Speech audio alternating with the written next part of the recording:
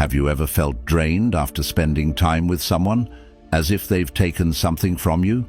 Not money, not possessions, but your peace, your clarity, your very sense of self. In life, the greatest battles are not fought on distant battlefields, but in the quiet moments of choice, who we allow into our space, whose voices we let shape our thoughts, and whose needs we constantly serve at the expense of our own. The Stoics knew this well. Seneca warned against those who steal our time, while Marcus Aurelius reminded us that our mind is our own, not to be surrendered to those who would twist it. Today, I want to share a hard but necessary truth. There are people who, whether intentionally or not, will drain your energy, distort your purpose, and leave you questioning yourself. They ask for things that seem small, your attention, your validation, your silence, but the cost is far greater than it appears. The key to a strong, centered life is knowing where to draw the line, not with anger, not with resentment, but with wisdom, because your time, your mind, and your spirit are yours alone to govern. So stay with me, not just to listen, but to strengthen the fortress of your soul.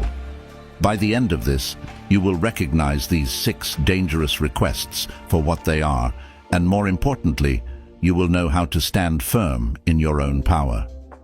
1. Guard your energy like a sacred fire. Your energy is sacred. It fuels your dreams, your purpose, your very existence. Yet there are those who do not see it as sacred at all. To them, it is merely a resource, something to be taken, used, and discarded without thought for the toll it takes on you. These people will ask for your time, your attention, and your emotional labor over and over again. They will call when it is convenient for them, pour their burdens onto you without hesitation, and expect you to carry their weight without ever considering your own. They will demand that you set aside your priorities, your peace, and sometimes even your dignity, all under the guise of friendship, love, or duty. At first, you may think this is what it means to be kind, to be a good friend, a compassionate soul. But kindness is not the same as self-sacrifice. The Stoics understood this well. True generosity is not the reckless giving of oneself to those who do not value it. It is the wise allocation of your energy to what truly matters. Your energy is not infinite. It must be protected, nurtured, and directed toward what helps you grow. When you give it away freely to those who see it as an entitlement rather than a gift, you are left with nothing for yourself. Your goals lose momentum, your passions fade, and even your joy begins to dwindle. And for what? For someone who takes without gratitude, who expects without giving, who drains without replenishing. The people who truly value you will never demand more than you can give. They will respect your limits, honor your boundaries, and understand that a relationship, be it friendship, love, or partnership, is about balance. They will pour into you just as you pour into them, ensuring that neither is left empty. So I urge you to recognize the difference. It is not selfish to say no. It is not cruel to protect your time, your energy, your peace. In fact, it is an act of wisdom, an expression of self-respect, and one of the most profound ways to honor yourself. Because when you guard your energy, when you give it only to those who uplift, support, and inspire you, you thrive. You have more to offer to those who truly matter. You have more to invest in the dreams that set your soul on fire. As you walk through life, be vigilant. Notice the ones who leave you feeling drained, unseen, unappreciated. These are not your people. The sooner you release them, the sooner you will find those who cherish your presence, who nourish your spirit, and who see your energy as something to be honored, not exploited. 2. Do not compromise your principles. What is a person without principles? Without the moral compass that guides them through the chaos of life. Your principles are not just a set of rules, they are the foundation of who you are. They define your character, shape your decisions, and give you the strength to walk through the world with integrity. But there will always be those who seek to bend them. They won't always come with force or open demands. No, they will be subtle, persuasive.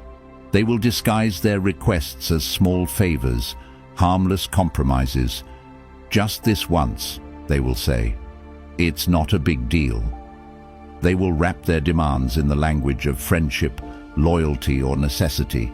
And in that moment, you may feel the temptation to yield, to go along, to avoid conflict, to keep the peace. But every time you compromise your principles, you give away a piece of yourself. At first, it may seem insignificant, one small concession, barely noticeable. But principles are not made of stone. They are threads woven into the fabric of your being. Tug on one, and the entire tapestry begins to unravel. What starts as a minor compromise can turn into a habit, a pattern of bending and breaking, until one day you look in the mirror and no longer recognize the person staring back. The true danger is not just in the act of compromise, but in the slow erosion of self-respect. Because when you betray your principles, you are not merely disappointing others, you are betraying yourself. And that is a wound far deeper than any external loss. It weakens your confidence, dulls your clarity, and distances you from your own purpose. The Stoics understood this well. Marcus Aurelius reminded us, if it is not right, do not do it. If it is not true, do not say it. A life of integrity is built on the choices we make every day, the decisions to stand firm when it would be easier to fold, to say no when the world pressures us to say yes. There is power in refusing to bend. There is strength in drawing a line and holding it, even when it is difficult, even when it costs you something in the moment. Because every time you honor your principles, you reinforce your identity. You remind yourself and the world of who you are and what you stand for. The people who truly respect you will never ask you to betray your values. They will admire your integrity even when it inconveniences them. They will understand that your principles are not negotiable, that they are a part of what makes you you. These are the people worth keeping close, for they will support you in staying true to yourself. On the other hand, those who push you to compromise, those who dismiss your values as unimportant or outdated, are the ones you must be wary of. They do not see your principles as sacred. They see them as obstacles to their own agenda. And if you let them, they will chip away at your moral foundation until there is nothing left. So guard your principles as you would a treasure, because that is what they are. They are your anchor, your North Star, the guideposts that keep you steady in a world that constantly tries to pull you in 100 different directions. And when someone asks you to bend, to break, to betray what you know is right for their benefit, pause. Consider what is truly at stake. Ask yourself if the temporary gain is worth the long-term cost. And if the answer is no, stand firm. Speak your truth. Because in that moment, you are not just preserving your principles, you're preserving yourself. 3. Beware of those who manipulate. There is a silent danger in the presence of manipulators, a slow erosion of self that happens so subtly you may not even notice until it is too late. These people do not announce themselves with warning signs or loud demands. No, they arrive quietly, cloaked in charm, disguised as friends, lovers, or mentors. They study you, not out of love, not out of respect, but out of necessity. Because manipulation is an art that requires knowledge. They watch, they listen, they learn your fears, your desires, the wounds you try to hide. And once they know where the cracks in your armor lie, they slip through them with practiced ease. They make themselves indispensable, weaving their way into your trust. But trust in their hands is not sacred. It is a tool, a means to an end. These individuals prey on your kindness. They know how to twist your empathy into obligation, how to use guilt as a leash to keep you tethered. Their problems become your problems, their burdens become yours to carry. And because you are compassionate, because you believe in helping others, you give your time, your resources, your emotional strength. You tell yourself that this is what it means to be a good person, to be supportive, to be worthy. But manipulation is a slow poison. You do not notice its effects immediately, but over time, the symptoms appear. Your energy dwindles, your joy fades, your sense of self begins to blur. And still you stay, still you give. Because they have made you believe that without you, they will fall apart. This is the trick of the manipulator. They make dependency look like connection. They appeal to your deepest fears, the fear of being selfish, of being unkind, of being unloving. And so you sacrifice again and again until the balance of the relationship is no longer one of mutual care, but of silent transactions. They take, you give, and the scales are never even. Breaking free begins with recognition. Pay attention to how you feel in someone's presence. Do you feel uplifted, at ease, seen for who you truly are? Or do you feel drained, burdened, uncertain? Manipulation leaves a residue, a lingering discomfort, a quiet voice inside you that whispers something isn't right. Trust that voice. That is your intuition speaking, urging you to protect yourself. Strength is not found in endless sacrifice. Strength is found in boundaries, in the ability to say no without guilt, in understanding that your kindness is not a weakness to be exploited, but a force to be honored. When you encounter those who manipulate, do not let their tactics define your worth. You are not responsible for their happiness, their choices, or their failures. Your energy is precious, and it must be reserved for those who respect it, not those who consume it without a second thought. 4. Do not let others diminish your dreams. Among us walk the dreamers, those who dare to see beyond the ordinary, who refuse to accept life as it is and instead imagine what it could be. Perhaps you are one of them, carrying within you a vision so vivid, so powerful, that it feels almost tangible. You nurture it, protect it from the harsh winds of doubt, holding it close like a fragile ember. But beware, there will be those who seek to extinguish that flame, not with force, but with subtle persuasion, with quiet skepticism, with words that masquerade as wisdom, but are in truth nothing more than fear in disguise. They will tell you to be realistic, to aim lower, to settle for something smaller, safer, more acceptable. They will question your abilities, your resources, your readiness, and they will do so in the softest of tones, under the guise of concern. I just don't want to see you disappointed. I'm only saying this because I care. And in their doubts, you will hear the echoes of your own. You will wonder if they are right, if perhaps your dreams are too big, too bold, too far beyond your reach. You will begin to feel the weight of their skepticism, and slowly, almost imperceptibly, the fire inside you may begin to dim. But dreams are not meant to be practical. They are meant to stretch you, to challenge you, to pull you toward a version of yourself that you have not yet met. They are not born from logic or calculation, but from passion, from purpose. To let someone diminish your dreams is to let them diminish you, and so you must protect them fiercely, as you would a flame in the wind. Understand this: when others doubt you, it is often not because of your limitations, but because of their own. They project their fears onto you, their inability to dream big onto your vision. They see your courage and it reminds them of their lack of it. Instead of celebrating your audacity, they seek to pull you down to their level, where they feel comfortable, where they feel in control. But you do not owe them comfort. You do not owe them your conformity. Surround yourself with those who see the fire in your eyes and fan the flames. Seek out those who believe in your potential, even when you falter, who remind you of your strength when you begin to forget it. These are the people who will help you turn your dreams into reality, not by doing the work for you, but by standing beside you as you do it yourself.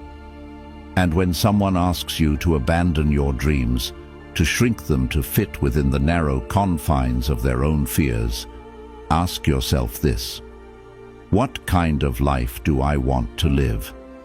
One of safety and regret, or one of risk and fulfillment? Because that choice is yours, and it is a choice you must make not just once but every single day. Dreams are not static. They grow as you grow, evolve as you evolve, and the more you nurture them, the more they will reward you, not just with success, but with a life that is not merely lived, but truly lived. 5. Do not surrender your identity for others. There is a quiet tragedy in the act of surrendering who you are to fit the mold of someone else's expectations. It doesn't happen all at once. It begins subtly, almost imperceptibly, as you adjust your words, your actions, your very essence to match the image others have constructed for you. At first it may seem harmless, even necessary. You tell yourself it is for the greater good, for harmony, for acceptance, for the ease of fitting in. You convince yourself that bending, shrinking, adapting is simply the price of belonging. But with every compromise, every moment you dim your light to make others comfortable, you lose a piece of yourself. You are not here to be a reflection of someone else's desires. You are not a canvas for their opinions, nor a vessel for their judgments. You are a unique and unrepeatable being, born with a purpose and a presence that no one else can replicate.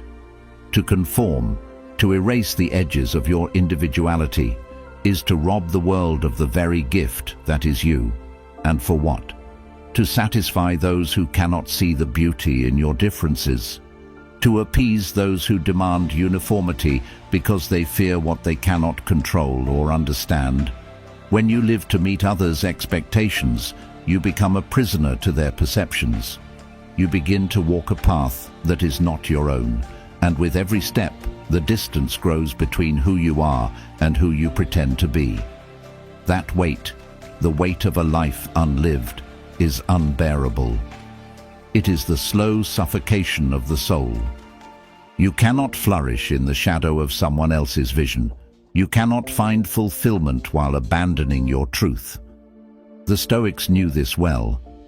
Epictetus taught that we must not concern ourselves with the opinions of others, for they are beyond our control. Marcus Aurelius reminded us that our worth is not dictated by external judgment, but by how we remain true to ourselves. Those who truly care for you will never ask you to change the essence of who you are. They will embrace your quirks, celebrate your passions, and respect your boundaries. They will not see your individuality as a challenge, but as a treasure. These are the people who belong in your life, the ones who see you, hear you, and honor you as you are. To honor your individuality is to resist the pull of conformity. It is to stand tall in the face of those who tell you to be quieter, softer, smaller. It is to proclaim with every fiber of your being that you are enough, not because you fit into their world, but because you belong fully in your own. There is power in embracing your uniqueness, in allowing yourself to be unapologetically and authentically you. And that power does not just serve you, it radiates outward, inspiring others to do the same. 6. Be mindful of superficial relationships. Life, for all its wonder, is not meant to be lived in isolation. We are creatures of connection, drawn to one another by the need for companionship, understanding, and love. But not all connections are created equal, and not all are worth your time.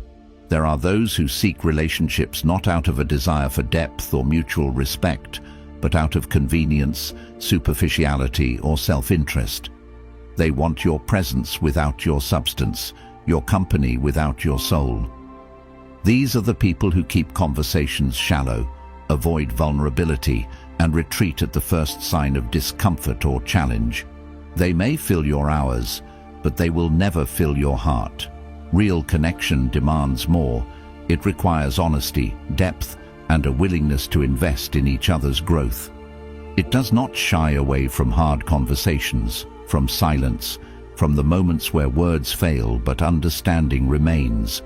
True relationships are not transactional, they are transformative. They do not drain you, they uplift you. They challenge you to grow, inspire you to dream, and remind you of your worth when you momentarily forget it. You deserve relationships built on reciprocity, people who see you not just for what you can offer, but for who you are. People who recognize both your scars and your triumphs and value both. Do not settle for less. Do not surround yourself with those who only take, who consume your time, your energy, and your spirit without ever replenishing them. There will always be people who seek to fill their loneliness with your presence, their insecurity with your affirmation, their emptiness with your energy. But these are not relationships, they are transactions. And while they may serve a purpose for a time, they will never satisfy the deeper longing within you, the longing for connection that is real, raw, and reciprocal. To cultivate genuine relationships, you must first know yourself. You must understand your own worth, your own needs, your own boundaries. Only then can you invite others into your life in a way that is both open and discerning. Only then can you distinguish between those who see you as a convenience and those who see you as a companion. And once you recognize the difference, you will have the courage to choose wisely. The world is vast, filled with people who will come and go, leaving traces of themselves in your life.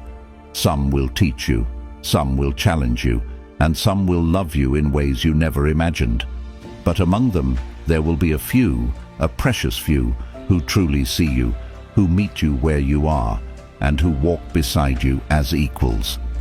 These are the ones worth holding on to. These are the ones who make the journey worthwhile. Life is too short, too precious, to be weighed down by those who drain your spirit.